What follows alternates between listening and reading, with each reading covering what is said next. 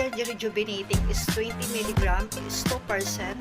Tropical Solution Toner is anti-hyperpigmentation, anti-acne. So, ito siya guys. And, ganito siya kalaki. So, nakakalaga siya ng 150 pesos. Pero, ang ganda nito guys kasi 3 days pa lang nakikita na yung effect. At saka, nakakawala talaga siya ng acne.